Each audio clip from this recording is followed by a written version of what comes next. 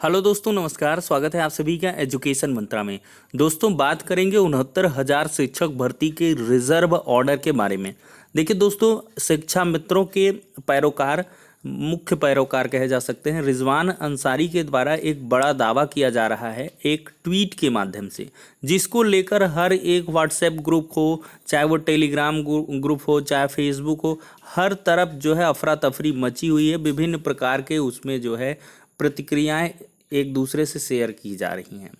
तो पहले तो दिखा देते हैं क्या कुछ जो है ट्वीट किया है रिजवान के द्वारा। देखिए, ट्वीट है, लो भाई, नक्षत्र और नजूम ने भी वही बताया।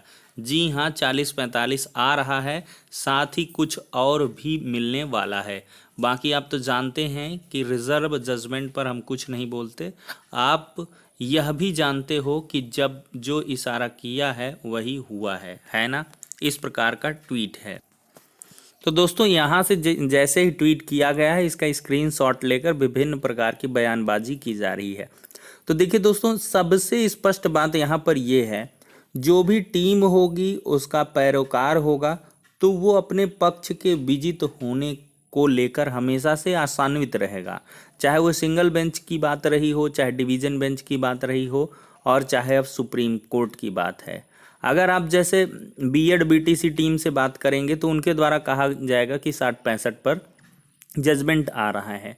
और अगर 40-45 या शिक्षा मित्रों की तरफ से या ऐसे अभ्यर्थियों के बारे में जो 40-45 पर अपना उनका जॉब लग रहा है या वो क्वालिफाई कर रहे हैं, तो अवश्य ही उनके द्वारा 40-45 पर ऑर्डर के कयास लगाए जाएंगे। लेकिन जो हकीकत है वो तो यह है कि किसी को कुछ नहीं पता है कि जजमेंट किस पर आएगा, 40-45 पर आएगा कि 60-65 पर आएगा, या कुछ ऐसा आएगा जिसके आधार पर न 40-45 कुछ बोल पाएगा, न 60-65 कुछ बोल पाएगा, और इसके बाद भर्ती प्रक्रिया भी कंप्लीट हो जाएगी। देखिए, सुप्रीम कोर्ट का ऑर्डर है और सुप्रीम कोर्ट के ऑर्डर हमेशा से अविश्वसनीय रहते हैं। उन पर जो भी कयासबाजी होती है वो लगभग जो है आपकी कयासबाजी धरी की धरी रह जाती है। चाहे वो जो भी समर्थक हो, चाहे 40-45 हो, चाहे 60-65 हो, आप कोई भी जजमेंट को एनालाइज करके पहले से नहीं बता सकते कि इस पर जजमेंट आएगा। अगर हाँ अनुमान लग जाता है तो अलग सी बात है कि हाँ बेहतर है भाई, आपके अनुमान के अकॉर्डिंग हुआ। लेकिन देखिए, जैसे भी जो भी बात होती है ऑर्डर के संबंध में, सुनवाई के आधार पर जज साहब की क्या कुछ प्रतिक्रियाएं रहें उसके आधार पर आप जो है देख सकते हैं। मैंने पिछली कई वीडियो में बताया भी है कि जो बहस हुई है वो 40-45 की तरफ से बढ़िया हुई है।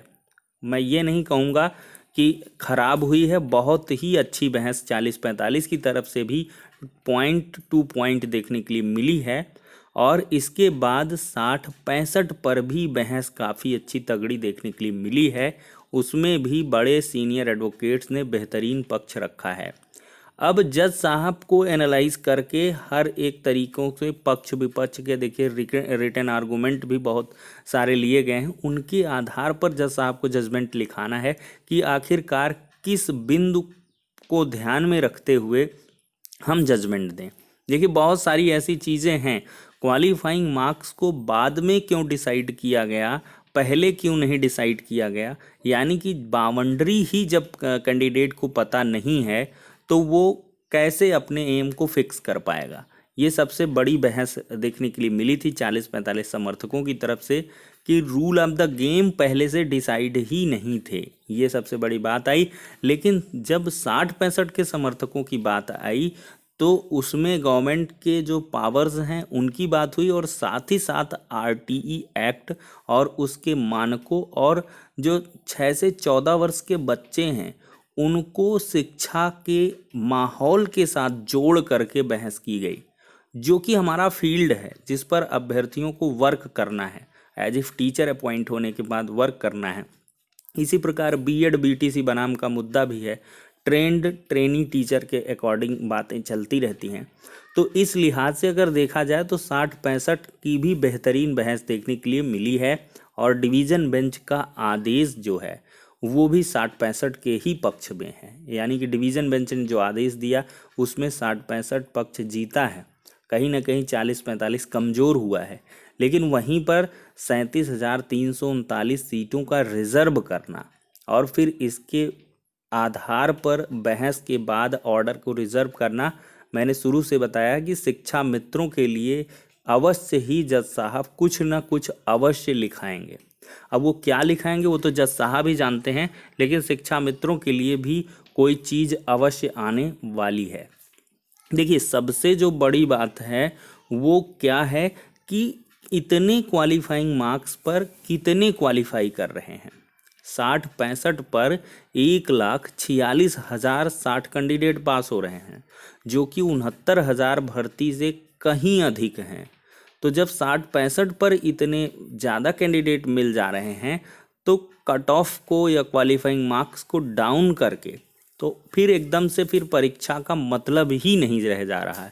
या तो फिर 0 रखिए या 40-45 रखिए, कोई मतलब नहीं। 90% के ऊपर पास हो रहे हैं, तब तो क्या कहते हैं कि सबके सब ही पास हो गए। तो वहाँ पर कहीं ना कहीं भारांक को रखकर भी बात हुई है। ऐश्वर्या भाटी मैम जो एडिशनल सॉलिसिटर जनरल हैं, उनके द्वारा कहीं ना कहीं इतने ज़्यादा क्वालिफाइंग रखने के पीछे का जो कारण है वो शिक्षा मित्रों को दिया जाने वाला भारांक है कि उससे एक बैलेंस्ड सिचुएशन क्रिएट नहीं हो रही। तो इस आधार पर भी चीज़ें वेरी करने वाली हैं। और नई भर्ती का वहाँ पर डेटा भी दिखाया गया है कि 51,000 पद हमारे पास खाली हैं और आगामी समय में हम इन पदों पर शिक्षक भर्तियां करने वाले भी हैं। ये कमिटमेंट भी लिया जज साहब ने additional solicitor general Aishwarya Bhati ma'am से। तो कहीं ना कहीं एक विस्तृत, बृहद और व्यापक जजमेंट आने वाला है। और मेरे अकॉर्डिंग अगर अनुमान की अगर आप लोग बात करते हैं, अभी चूंकि वीडियो डालने के बाद बहुत सारे कमेंट आने लगेंगे सर आपने अपना व्यू नहीं रखा, तो मेरे अकॉर्डिंग जो व्यू है वो यही है। मेरा जो गेस कहता है कि 60-65 का जो पक्ष है वो मजबूत है। 40-45 की अपेक्षा 60-65 का पक्ष मजबूत है। तो ऐसे में 60-65 पर जो मतलब लाभ देने की बात है या उसके पक्ष में फैसला आने की बात है, वो थोड़ी सी प्रायिकता उसकी ज़्यादा है 40-45 की अपेक्षा। सिंगल बेंच पर स्थितियां कुछ दूसरी थीं। डिवीज़न बेंच और सुप्रीम कोर्ट में स्थितियां एकदम से मतलब बदल गई हैं। सिंगल बेंच में महाधिवक्ता के उतनी बहस नहीं देखने के लिए मिली थी और डिवीज़न बेंच में वो देखने के लिए मिली। महाधिवक्ता साहब भी वहाँ पर जो है प्रेजेंट रहे। सॉलिसिटर जनरल की भी बहस इनकी पिछली सुनवाई में देखने के लिए मिली थी। एडिशनल सॉलिसिटर जनरल की तो लगभग पूरी बहस ही रही है। फिर इसके बाद महाधिवक्ता साहब भी जुड़े थे, 2 से 3 मिनट में उन्होंने, राघवेंद्र जी ने भी अपना पक्ष रखा था। तो कहीं ना कहीं ये सारी की सारी जो चीज़ें हैं वो 60-65 की ओर जो है मजबूती का इशारा करती हैं। लेकिन फाइनली जो भी जजमेंट आएगा वो जज साहब को देना है और उनसे ऐसे जजमेंट की अपेक्षा है। चूँकि सुप्रीम कोर्ट के बाद कोई कोर्ट बचती नहीं है, जो भी ऑर्डर होगा वो फाइनल ऑर्डर होगा। तो उसके लिए आपको थोड़ी सी प्रतीक्षा करनी होगी। और इस प्रकार की कोई भी बयान आ जाता है तो उससे बहुत ज़्यादा आपको परेशान नहीं होने की ज़रूरत है, चाहे वो 40-45 वाला हो या 60-65 वाला हो। 60-65 के भी बहुत बयान चल रहे हैं कि एकदम से, तो उससे आप बहुत ज़्यादा मतलब ये नहीं कि एकदम से इन चीज़ों को लेकर आप उलझें। तो थोड़ा सा संयमित रहें और बैलेंस सिचुएशन में रहें। कुछ दिनों का इंतज़ार करें, आपके समक्ष ऑर्डर होगा और खुद ब खुद जो भी स्थितियां होंगी वो स्पष्ट हो जाएंगी। तो फिलहाल के लिए दोस्तों इतना ही। नेक्स्ट वीडियो मिलते हैं, तब तक के लिए शुक्रिया, धन्यवाद।